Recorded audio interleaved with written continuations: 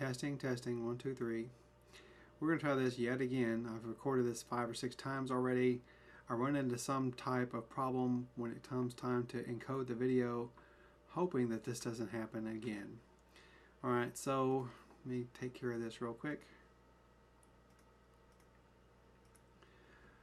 Okay, so I wanted to talk a little bit about some pressure defense, something I played against one of our past opponents in a guild challenge, and I only did this for like reference for some of our players here in our guild, and it's against the player Groorules. Let's go ahead and do this from a bigger screen.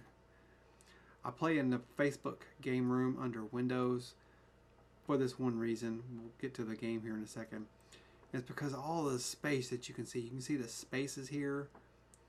Like, let's go to the place themselves. Like, here's a blitz, one of the blitzes that I've got. This right here, I think I've got 4 players over 2.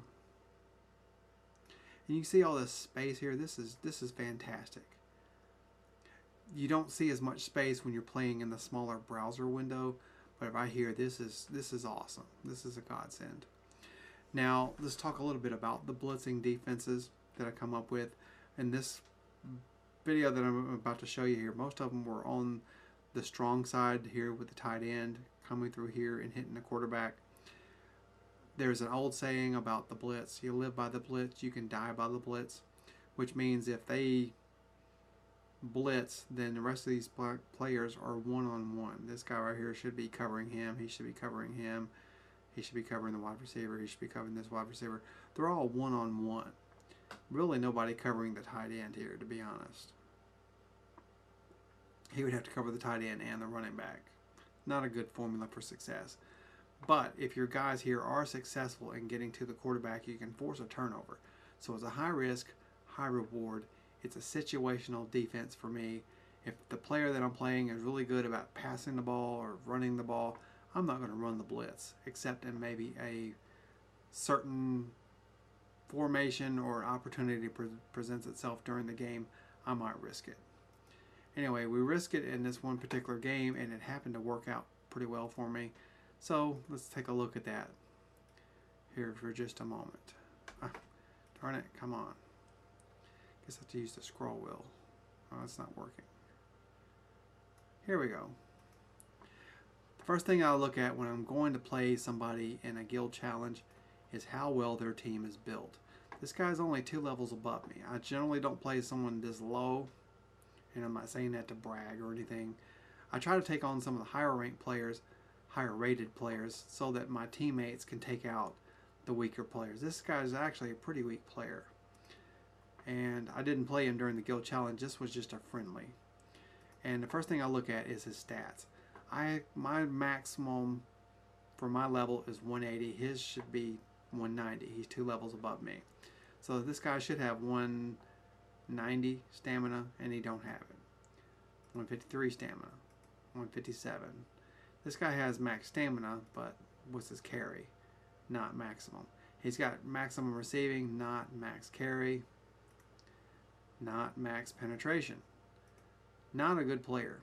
This guy's got a sloppy build, and I might be able to take advantage of it. So that's why I played this game, to see if I could. And as you can see, this is kind of fast. Let's slow it down a little bit to half speed. Okay. So I take the kickoff to the 25. Generally, when the game starts, the defense, like this player is a little stronger, a little faster to start the game. So what I have to do is tire him out, and the way that I tire them out is by running the football. Since he doesn't have max stamina, my guys do. I'm going to try to tire him out by running. So we'll do simple basic run play, first down. Another run play. You notice I got a wide receiver in the running back slot. 2 offensive linemen in the wide receiver slot just for their blocking.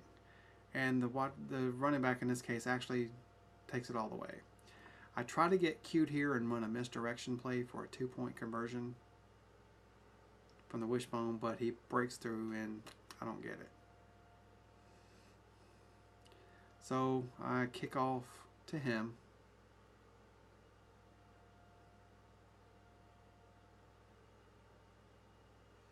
and stop him about the 33, 34. Blitz coming from this side of the defense, the strong side. Sack the quarterback. This time it's a turnover. Gets through, turnover.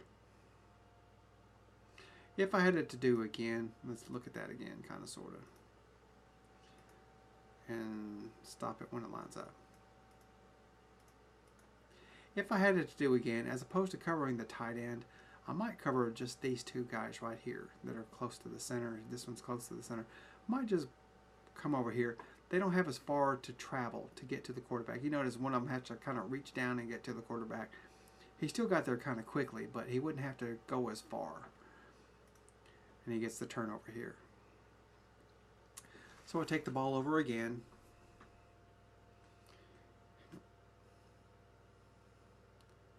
Kind of a spread out zone, but not touched.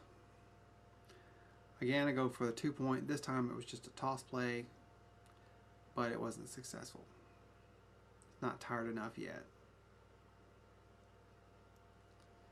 Kickoff going into the second quarter just about. And I stop him here. Again, blitzing one side of the defense.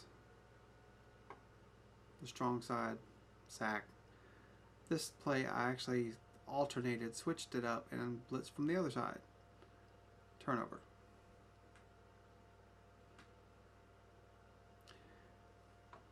This is a variation of the stack line from him.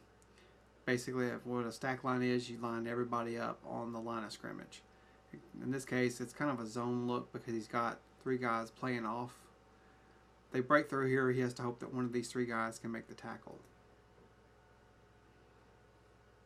In that play, he actually busted through. So I just ran from the pro set for the rest of the game, pretty much. Touchdown.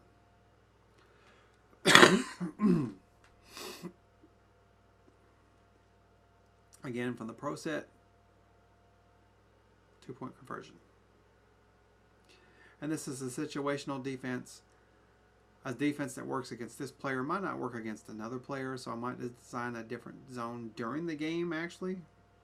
Change it up a little bit, take that zone defense screen or whatever, that play, and just kind of switch guys here, pull them here and there. Again, coming from the strong side. In this case, it's an interception. 1 second left to go into the third quarter. I'm going to do a toss play. And it's a score.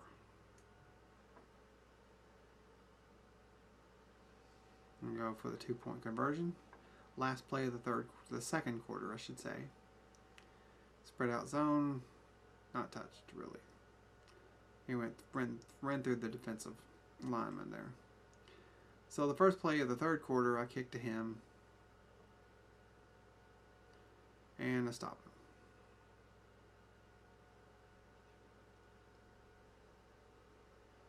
Again, pressure from the strong side. Blitz, sack. Same play.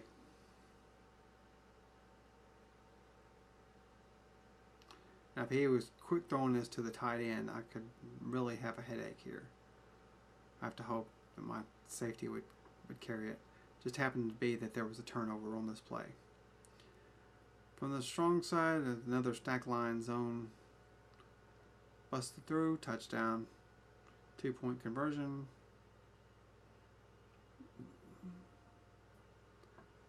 That's more of the traditional zone. We'll talk about that here in a second towards the end of the game.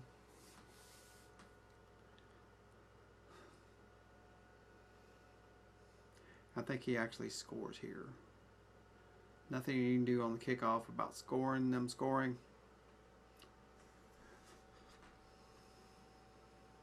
Kind of sloppy. I do get through and stop the 2-point conversion. I'm blitzing from the other side, from the weak side.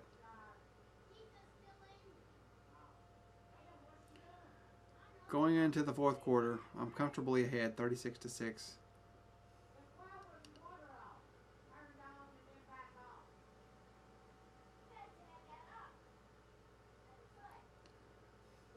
2-point conversion. I think I do. Oh, this is where I still do the pitch play. I actually do one misdirection play here. I was just getting cutesy, kind of a smart alecky thing. Rub it in his nose. He scores here. Nothing you can do. Just, I think the French programmers kind of miscalculated how often a kickoff return goes for a touchdown. Blitz, sack.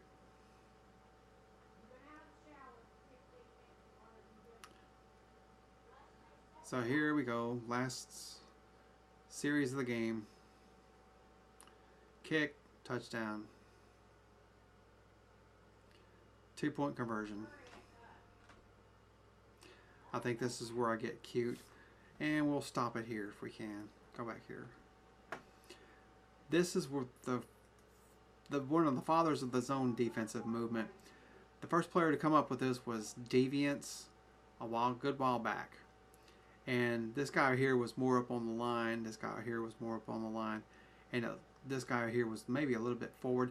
It looked kind of like a bow and arrow. And there was a perfect symmetry to it. It doesn't matter if you have 3 guys on the line or D4. I would put 4 just to keep the symmetry alive here. And it was the first defense where it was a bend but don't break. Keep the guys in front for the most part. It just worked. When I was in a first power guild called Dynasty, we saw this defense from Deviance, and 4 of us were like, wow, this is cool. And we all 4 adopted it. And the other 3 got tired of it after a while, started playing around with other defenses. I kept this for the longest, and other players started using it, and then now they spread them out all over the place. No symmetry. You don't have to really have symmetry. I just like the look of the defense. It's a shame that by this time of the game, his defense is so gassed because he can't stop my play. You notice the waggle there, the running backs. This one crosses this way, this one goes up this way, and he just pitches it. He can either pitch it this way to this guy, this down here to this guy, and that's the final play of the game. So you can see I used a blitzing defense to take out a bigger player. Bigger, but not necessarily better, because he didn't know what to do with his stats. Didn't give his players max stamina, didn't give his players max carry, and so there's really nothing superior about this particular player. As always, I'm hoping that this video helps somebody. Just remember that when you blitz, use it in maybe situations. Don't blitz the entire game like I did this one, unless you know that this guy just can't put up a fight. Because there is an adage, and it's true. If you live by the blitz, you can die by the blitz. They throw it to a running back or something who gets by you, and it's off to the races. So that's it. We're going to wrap it up here, and I'm hoping that this helped you all. See you in the next one.